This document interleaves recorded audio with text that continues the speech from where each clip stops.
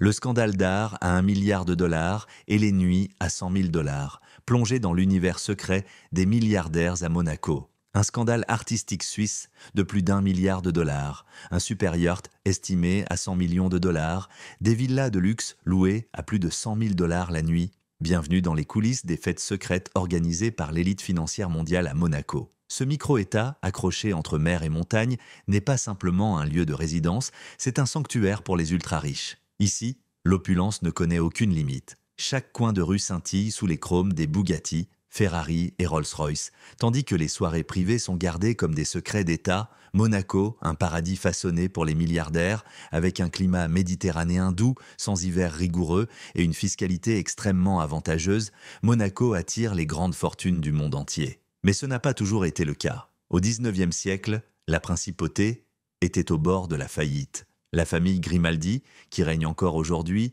cherchait désespérément une solution pour sauver son territoire. C'est en 1863 qu'est née une idée audacieuse, construire un casino, mais pas n'importe lequel. Le casino de Monte-Carlo, inauguré cette même année, a été conçu comme un palais du jeu, orné de lustres en or, de tapis en velours et réservé à une clientèle ultra sélecte. Les aristocrates et les riches industriels européens y affluent et très vite, les problèmes financiers de la principauté disparaissent. Le succès est tel que le prince Charles III supprime l'impôt sur le revenu pour les citoyens monégasques. Ce geste audacieux attire rapidement des investisseurs, des entrepreneurs et des fortunes en quête de stabilité et de discrétion. Du casino à la capitale mondiale du luxe. Avec cette manne financière, Monaco entame sa transformation. Hôtels de prestige, opéras, clubs privés et infrastructures de haut niveau surgissent pour accueillir cette nouvelle aristocratie fortunée. Au début du XXe siècle, Monaco n'est plus un village côtier en difficulté, mais un havre convoité par les grandes familles d'Europe.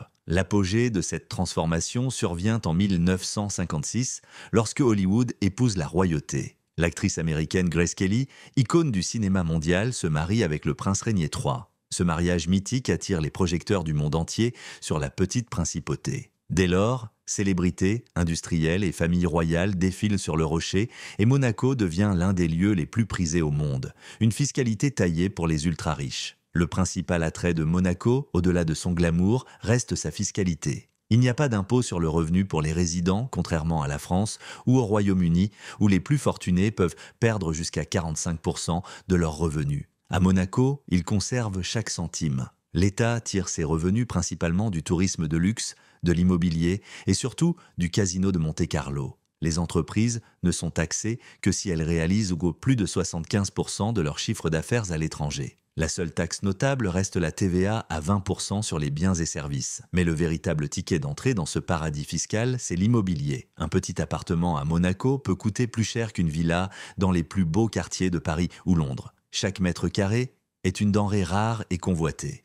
En 2024, le prix moyen dépasse les 50 000 € le mètre carré, faisant de Monaco l'un des marchés immobiliers les plus chers du monde. Le terrain de jeu privé des milliardaires, ce n'est pas uniquement la fiscalité qui attire les élites.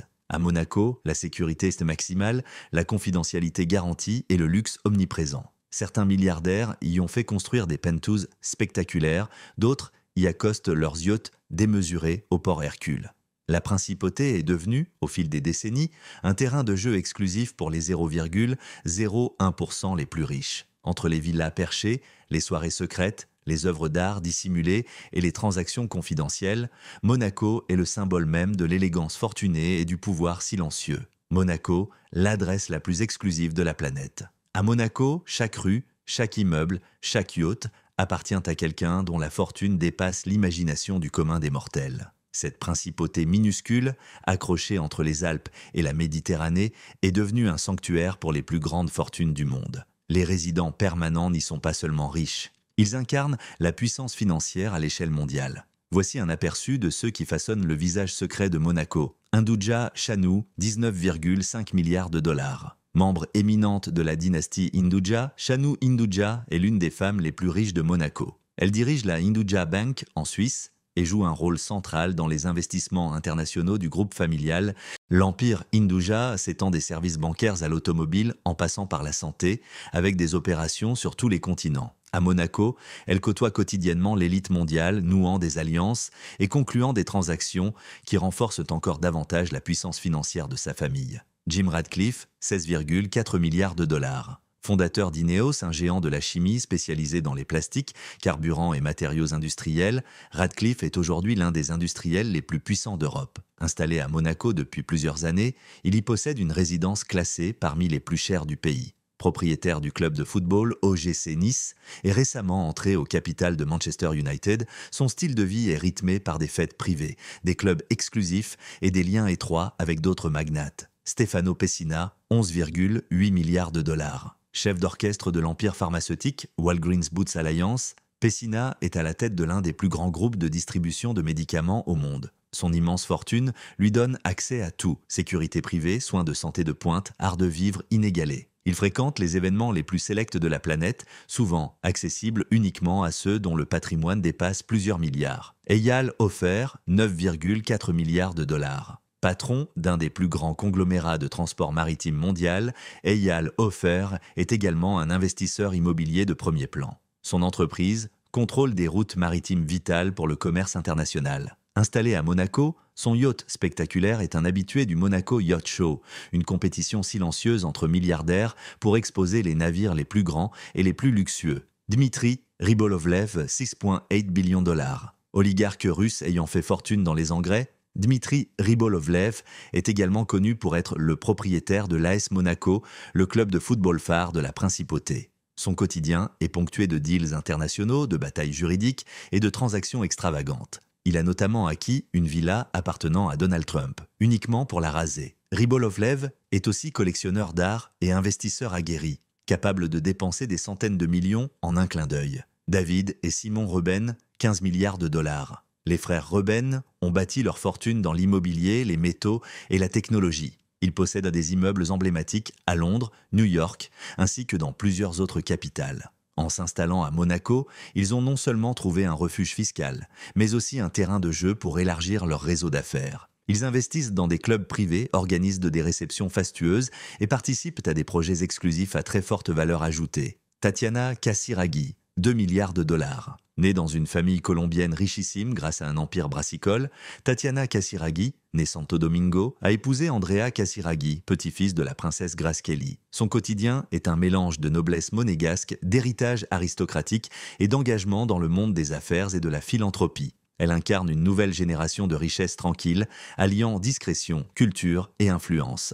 À Monaco, le luxe n'est pas seulement visible, il est institutionnalisé. Certaines femmes fortunées, comme Tatiana Casiraghi, investissent dans la mode haut de gamme et les marques les plus prestigieuses. Elles sont invitées aux événements les plus exclusifs où seuls les membres de l'élite mondiale peuvent pénétrer. Eric Wittouk, 7,6 milliards de dollars. Originaire de Belgique, Eric Wittouk a bâti sa fortune dans le sucre, mais il ne s'est pas arrêté là. Avec une vision à long terme, il a transformé ses richesses en un empire d'investissement privé. Installé à Monaco, il bénéficie du cadre fiscal avantageux et d'un mode de vie extrêmement privé. Ses placements intelligents continuent de faire fructifier sa fortune pendant qu'il profite de tout ce que la principauté a à offrir, sécurité, tranquillité et raffinement. David Nahmad, 2,33 milliards de dollars. Dans le monde de l'art, David Nahmad est une légende vivante. Ce marchand d'origine libanaise possède l'une des plus grandes collections privées de tableaux au monde, incluant des œuvres de Picasso, Monet, Matisse et bien d'autres.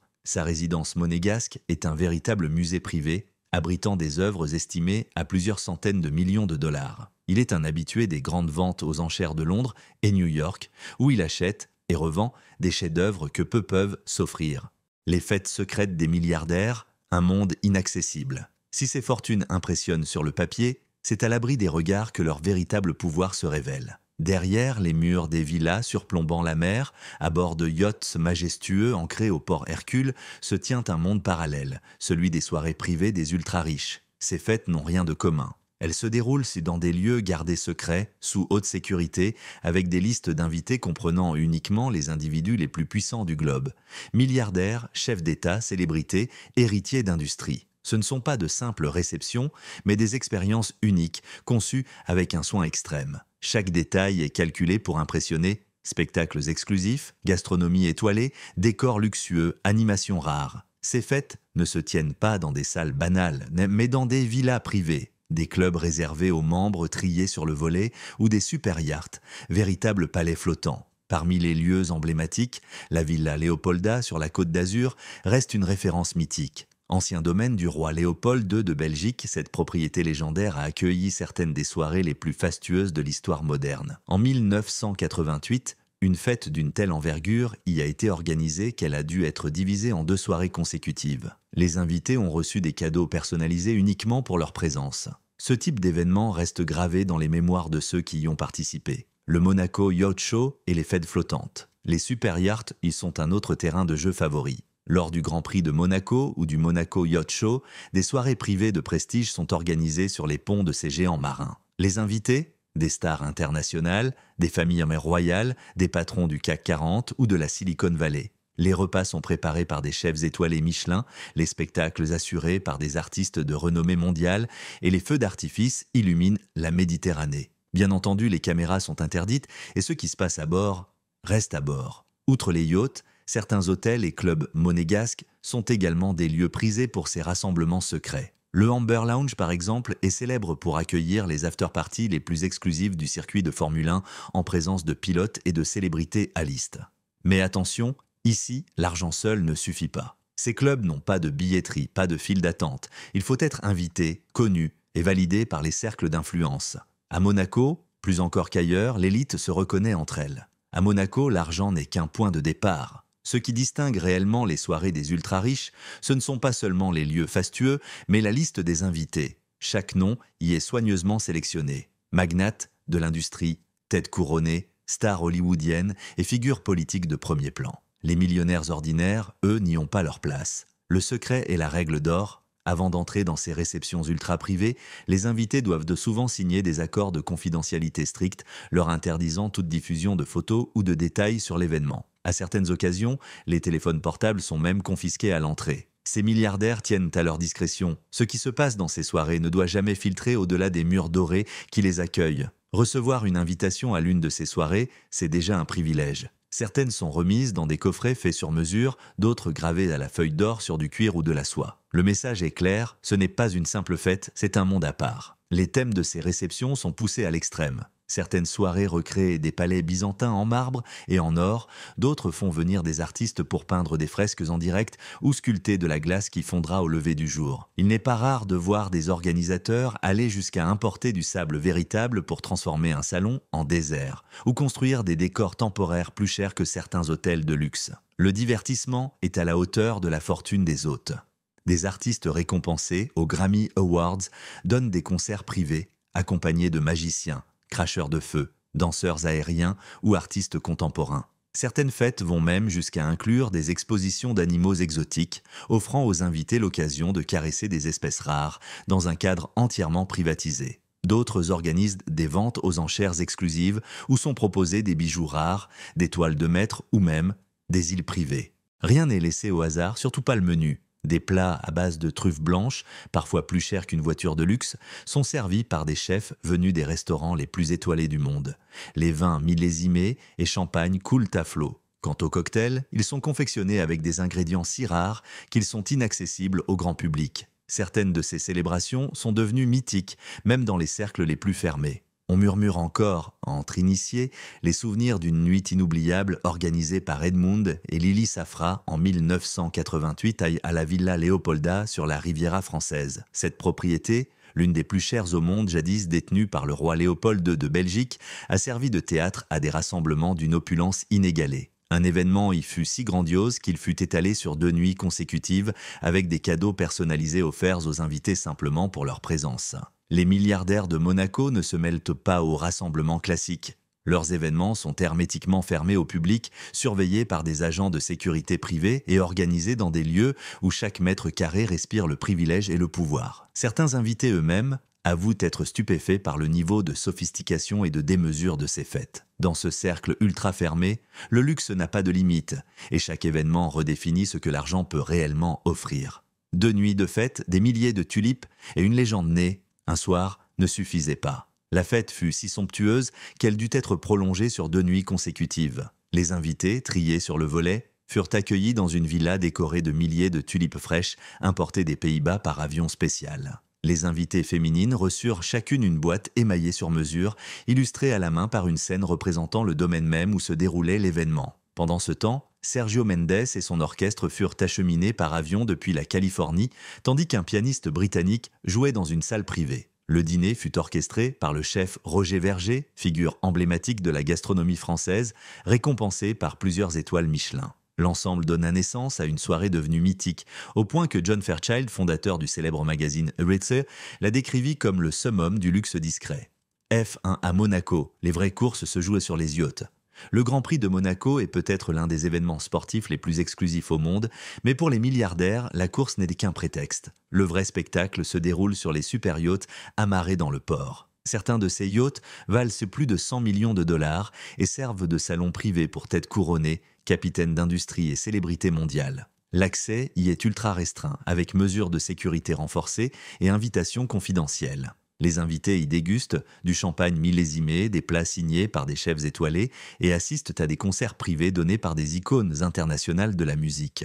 La vue qu'offrent ces yachts sur la course est plus spectaculaire que toutes les tribunes officielles, transformant ces fêtes en point névralgique de la jet-set mondiale. À côté de ces yachts, d'autres lieux exclusifs comme le Amber Lounge accueillent les soirées les plus prisées de la semaine. Stars de cinéma, pilotes de F1 et milliardaires y célèbrent la fin de la course loin des regards, dans des ambiances intimes et feutrées. C'est souvent dans ces contextes que les plus gros contrats d'affaires sont négociés, transformant ces fêtes en véritables places de marché de l'élite mondiale où les échanges valent bien plus que les divertissements. Les fêtes d'Halloween de Giles Mackay, légendes et litiges.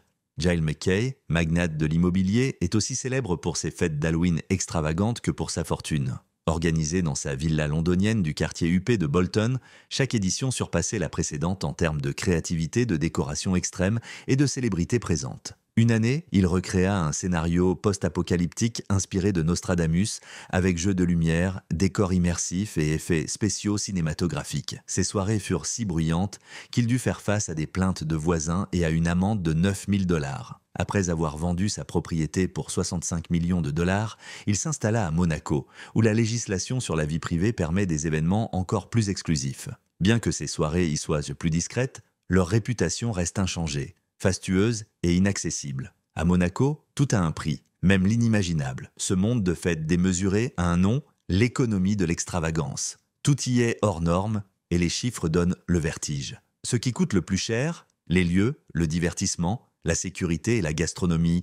Prenons un exemple, louer une villa ultra luxueuse à Monaco pour une soirée privée peut coûter plus de 100 000 $ par nuit. Mais les événements les plus exclusifs se tiennent souvent sur des yachts. Pendant le Grand Prix, louer un super yacht peut grimper à plus d'1 million de dollars pour une semaine. Des yachts qui redéfinissent le luxe flottant. Les yachts les plus chers sont de véritables palaces sur mer équipés de piscines à débordement, héliports et cuisines gastronomiques dirigées par des chefs étoilés. Sur ces bateaux, chaque centimètre carré est pensé pour impressionner. Mais ce n'est pas qu'une question de luxe, c'est une démonstration de puissance sociale. Dans ce cercle fermé où tout le monde a déjà tout, le seul vrai défi est d'en faire plus que les autres. Dans le monde du divertissement des milliardaires, il n'est pas question de faire appel à des musiciens locaux. Seules les plus grandes stars mondiales sont retenues. Beyoncé, Drake ou encore Elton John se sont déjà produits lors de performances lieu privées coûtant plusieurs millions de dollars chacune.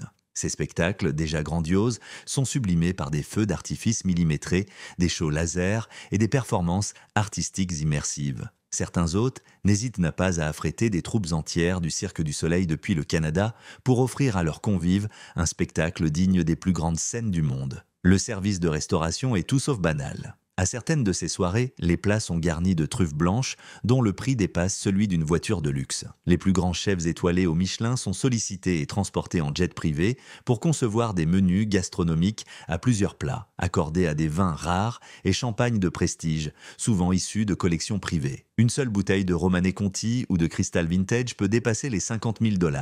Et pour les cocktails, des mixologues de clubs légendaires comme le Connaught de Londres ou le Employees Only de New York sont invités pour créer des recettes sur mesure, utilisant des ingrédients rares comme le safran du Cachemire ou la glace d'épaule. Dans ce monde, la discrétion est sacrée. Les invités sont souvent contraints de déposer leurs téléphones à l'entrée afin d'éviter toute fuite d'images ou de vidéos compromettantes. La sécurité est assurée par des équipes de protection rapprochées, parfois composées d'anciens militaires des forces spéciales. Les lieux sont sous surveillance constante via des systèmes haute technologie avec caméras à reconnaissance faciale, brouilleurs de signal et drones de contre-espionnage.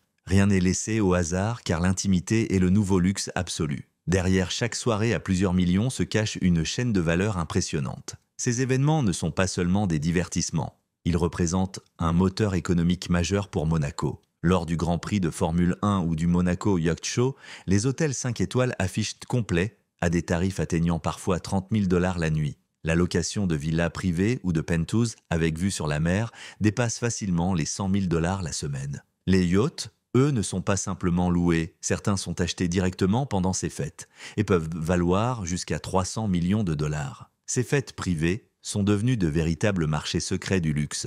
Bijoux sur mesure, montres uniques, vêtements haute couture, tout se vend discrètement mais efficacement. Pour les marques comme Patek Philippe, Hermès, Van Cleef & Arpels ou l'Oro Piana, ces événements sont des occasions inestimables de présenter leurs pièces les plus exclusives à une clientèle qui n'a ni limite ni contrainte. Les organisateurs d'événements haut de gamme, les chefs cuisiniers, les fleuristes de renom, les entreprises de sécurité privée et même les loueurs de jets privés profitent de cette manne. Une semaine de festivités peut faire tripler l'activité économique locale. Monaco, un paradis fiscal mais aussi festif. Le gouvernement monégasque lui-même bénéficie largement de cette dynamique.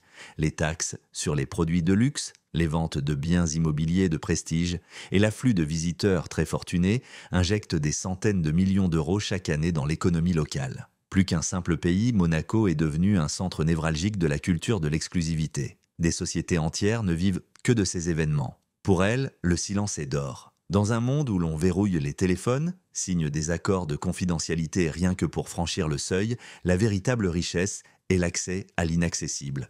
L'inviolable secret des fêtes de milliardaires. Les fêtes privées des milliardaires sont entourées d'un niveau de confidentialité quasi militaire. Il est strictement interdit aux personnes non invitées d'accéder au lieu. Même les convives inscrits sur la liste doivent se soumettre à un protocole rigide avant d'espérer franchir les portes. La règle d'or, le silence absolu. Tous les participants, invités, employés, chefs, artistes, doivent obligatoirement signer des accords de non-divulgation, NDA. Ces contrats légaux très stricts interdisent de la moindre fuite d'informations. En cas de violation, les sanctions peuvent atteindre plusieurs millions de dollars et des poursuites judiciaires sont engagées sans hésitation. À l'entrée, les téléphones portables sont systématiquement confisqués. Certains événements utilisent même des pochettes de verrouillage magnétique, type Yondr, qui ne sont ouvertes qu'à la sortie. Il est interdit de prendre des photos ou des vidéos sous peine d'expulsion immédiate. Des équipes de sécurité privée, ultra entraînées, surveillent les moindres faits et gestes. Il ne s'agit pas de simples agents de sécurité de boîte de nuit. Ce sont pour beaucoup d'anciens membres des forces spéciales,